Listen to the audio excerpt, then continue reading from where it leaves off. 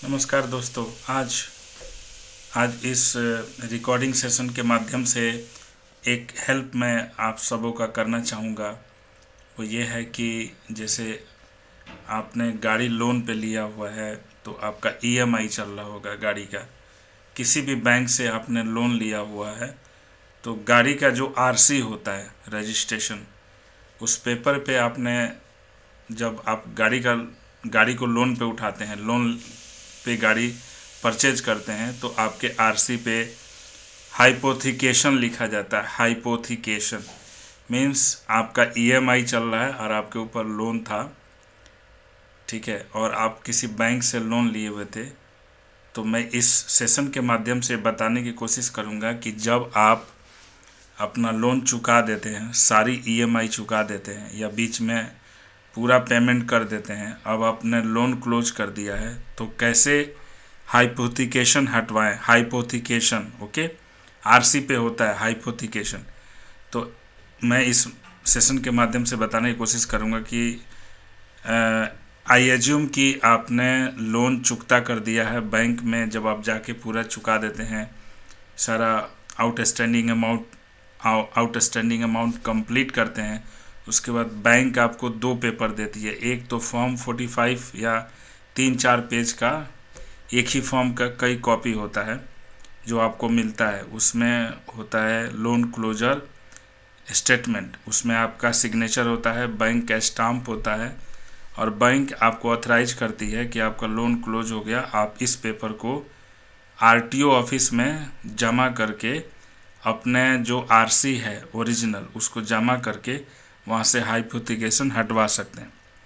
और बैंक क्या क्या देती है? एनओसी देती है। अगर कोई बैंक एनओसी नहीं देती है तो बैंक के वेबसाइट पे जाइए, वहाँ सर्विसेज में जाइए, वहाँ पर सर्टिफिकेट होगा और उसके अंदर होता है लोन क्लोजर का एनओसी, नो ऑब्जेक्शन सर्टिफिकेट। तो you may download and take the stamp from the bank. Also bank वाले खुद आपको देंगे फॉर्म 45 जब आप क्लोज कर देंगे लोन तो। और आज के डेट में एक पॉलिसी ये भी है कि जैसे एसबीआई से अगर आपका एसबीआई से अगर आपका कार लोन चल रहा है और आप जिस दिन ईएमआई चुकता करते हैं उस दिन बैंक आपको एक ईमेल करता है और आरटीओ को भी मेल कर देता है कि आपका सो एंड सो डेट में लोन क्लोज हो गया, ठीक।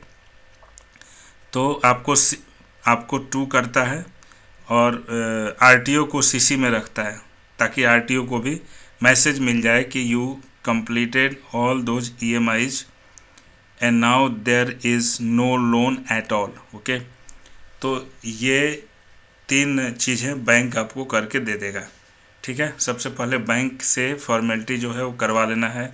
बैंक से जो भी पेपर आपको मिलेगा वो ले लेना है, उसका ओरिजिनल अपने पास रखिए, आरसी का ओरिजिनल रखिए, आधार कार्ड का ओरिजिनल रखिए, ठीक। उसके बाद आपका एक फ़ोटो लगेगा। तो ये सब पेपर आप रेडी करके अप्रोच कीजिए आरटीओ ऑफिस, नज़दीकी किसी आरटीओ ऑफिस जहां आप रह रहे हैं। गाड़ी का नंबर आपको वहां बताया जाएगा, तो वहाँ पे आप जाएंगे तो कोई भी काउंटर होगा, आप देख सकते हो कि काउंटर नंबर, कौन से काउंटर नंबर से हाइपोथिकेशन हटवाया जाता है, ओके। तो आई एज्यूम आप वहाँ पहुँच गए हैं। तो सबसे पहला प्रोसेस होता है आपका सिग्नेचर वेरिफिकेशन। पहले आपका सिग्नेचर वहाँ पे वेरीफाई किया जाएगा, उसके बाद वो आपका फाइल वाइल निकलवाएंगे अंदर से। अगर आपने एजेंट हायर किया है जिसको 500 या कुछ ऐसे, आप मतलब वैसे तो एजेंट से जाने की ज़रूरत नहीं है, सेल्फ करना चाहिए। आई सजेस्ट यू कि you can do it yourself and it will take 1 और 2 डेज। फर्स्ट डे गए, फॉर्मेलिटी किए, वहाँ कुछ थोड़ा 1-2 घंटे का वक्त लगेगा। उसके बाद नेक्स्ट टाइम आप जाते हैं तो आपको वो आरसी छप के मिल जाता है या आपके एड्रेस पे आ जाता है। आप अपना एड्रेस वहाँ बताते हैं तो फॉर्मेलिटी करते हैं। तो ये प्रोसेस है जिसको आपको फॉलो करना चाहिए। इसमें क्या होगा कि आपकी ओरिजिनल आरसी जमा हो जाएगी और दूसरा नई आरसी निर्गत की जाएगी, रिलीज की जाएगी, जिसमें लिखा रहेगा no hypothecation, out of the मतलब लोन से बाहर है गाड़ी, ठीक है। तो ये पेपर आरसी आपको नया मिल गया है, मिलने वाला है, तो उसको लेकर रख लीजिए, ये आगे भी काम आएगा। तो इस तरह से आप हाइपोथिकेशन हटवा सकते हैं। यही एक प्रोसेस है। दूसरा प्रोसेस एजेंट के थ्रू लोग जाते हैं, that is little bit money oriented, जिसमें आप पेपर सारा एजेंट को देते हैं और he and she will he will pursue on behalf of you. उसमें भी आपको सिग्नेचर के लिए जाना होता है, जिस दिन वो बुलाएगा सिग्नेचर करेंगे और आपको नया आरसी निर्गत कर दिया जाएगा। तो दो चीज़ें, कभी भी लोन क्लोज करने के बाद नई आरसी ज़रूर ले लें। अगर आप आउट ऑफ स्टेशन जा रहे हैं गाड़ी को लेकर 100, 200, 300 किलोमीटर, तो वहाँ पे लेटेस्ट आरसी आपके पास होना चाहिए।